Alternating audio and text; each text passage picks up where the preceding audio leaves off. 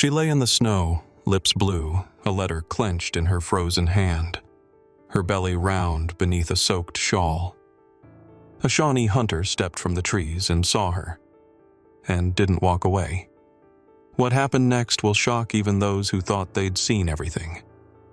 But first, let's go back to the beginning. The wind along the Kansas Trail was no ordinary wind.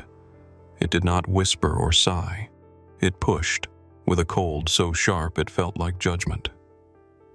Eleanor Hayes stood at the edge of that endless white horizon, the hem of her dress already stiff with frost, the letter still tucked inside her coat like a fragile, foolish talisman. Her fingers, swollen from months of carrying a life inside her, trembled not from fear — she'd passed through fear long ago — but from the weight of realization settling in her chest like wet ash. The wagon's tracks behind her filled quickly with snow, as though the road she had taken was being erased even as she watched. There was no welcome, no fire, no arms to fall into. Only a man's scowl, the echo of disappointment in his voice, and the silence that came after he turned his back. Slimmer, he had said, without baggage. The word stung, not for what it meant, but for how easily it had been spoken, as if she were a misdelivered parcel to be returned without apology. She did not cry. Not then. Instead, Eleanor bent with great effort, arms trembling under her own weight, and tried to lift the crate of peaches. It didn't budge. The sharp edges dug into her palms. She tried again, and again. Her breaths came in clouds, each one smaller than the last. The crate stayed where it was. She could have left it. Should have. But it wasn't about the peaches. It was about what they represented. Sustenance, warmth, the promise of a future someone once painted for her with ink and good penmanship. And now, abandoned, like her, they sat in the snow, useless. She wrapped the shawl tighter. It smelled faintly of smoke and lavender, remnants of a home she no longer had. With one hand on her stomach, she turned toward the pinewood path. Her boots, cheap and cracked, slipped against the frost. A crow called in the distance. The sound carried far, hollow and thin, like a warning whispered too late. Every step felt like a small betrayal of hope. And yet she walked. Because there was no going back. Not to Missouri, not to the old house with its empty cradle, not to the women who'd called her careless, not to the whispers in church pews or the rusted gate that slammed when she left. Forward was the only direction left. Into the trees, into the snow, into whatever waited. Kindness, cruelty, or just the quiet. And still, she walked. The forest didn't roar that day. It breathed. Long, low breaths through ancient pines, each branch heavy with ice, each gust carrying the sharp, clean scent of snow and pine pitch. The world had shrunk to white and silence. And in that silence, under the slope of a low ridge where deer trails vanished into drift, Eleanor lay, no longer walking, no longer hoping, only enduring. The snow clung to her hair like frost to a window pane, and her breath came in whispers, as if she were apologizing for still being alive. Luther Gray Elk moved without sound, the way a man moves who's learned that stillness can be louder than noise. He walked along the ridge with a rabbit strung from his belt and a bow slung across his back, his eyes tuned to every broken twig and shadow in the powder. He did not expect to see her. He had hunted in these woods since boyhood. He knew what belonged and what didn't. A shape curled beside a fallen log, too small for a bear, too still for a living deer. It made no sense. He approached slowly, boots leaving no mark in the snow's crust. She was nearly swallowed by the whiteness, her form no more than a hush against the ground. The first thing he noticed was her hands, red, cracked, stiff with cold, and clenched tightly around a folded paper soaked at the edges. A letter. Her belly was round. That changed everything. He knelt beside her and saw she was breathing, but shallowly. Her lips were blue. Her eyelids fluttered, trying, maybe, to stay in the world. He touched her wrist gently, more to see if she would wake than to measure her pulse. She didn't. He lifted her without speaking, as one would lift something already broken, carefully, reverently with both arms. The forest held its breath as he walked. His shelter, 2 miles east, was little more than canvas and memory. A hunter's dwelling, stitched from hide and war and solitude. But it was warm, and the fire inside was real. He laid her down on cedar boughs wrapped in old wool and fed her broth by the spoonful, the broth bitter with herbs that drew heat back into the limbs. He spoke no words. He asked no questions. He warmed stones in the fire and slipped them beneath the furs. He boiled water. He waited. On the 3rd day, she opened her eyes. On the 4th, she looked around as if trying to remember the shape of kindness. And on the 5th, while the snow pressed quietly against the canvas walls, he sat by the fire with his knife, shaping pine wood into something round, small, and waiting. A cradle. Not because she asked, but because she hadn't. Ash settled gently in the corners of the shelter like gray snow, soft and undemanding. The fire was always lit now, not just for warmth, but for rhythm, a steady pulse in a life beginning to reshape itself. Eleanor sat with her legs tucked beneath her belly rounding further each day, her fingers stitching worn deer hide with the patience of someone learning to breathe again.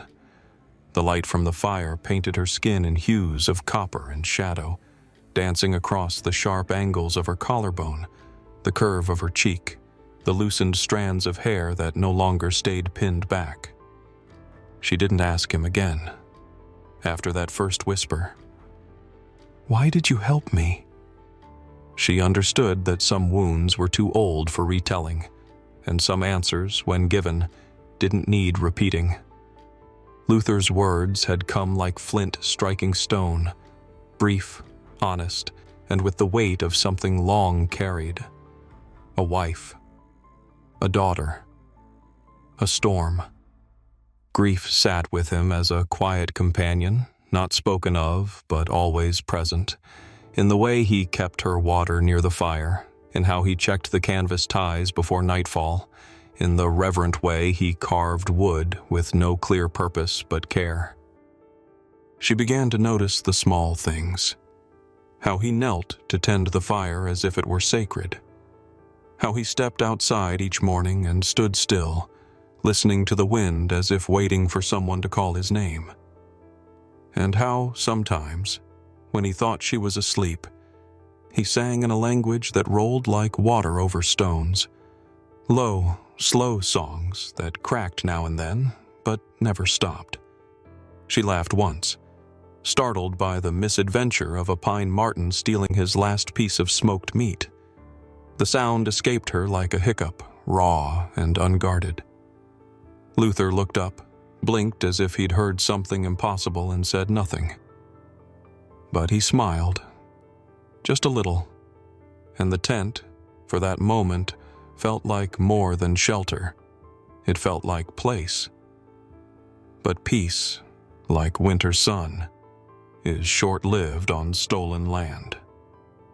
The men came on horses with coats slick from melting frost, loud in voice and spirit, the smell of liquor clinging to them like musk. One of them pointed at Eleanor as though she were a prize gone astray. The accusations weren't shouted but sneered, under breath and over silence. Savage, kidnapper, whore. Luther stood still.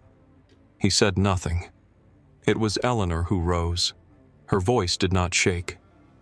"She's mine," she said, one hand on her belly. "And this man saved my life when your kind left me to die." The fire behind her flared as if in agreement, and in that moment, something unspoken passed between them. Not love, Not yet. But loyalty made from embers and ashes, the kind that survives through storm and slander alike.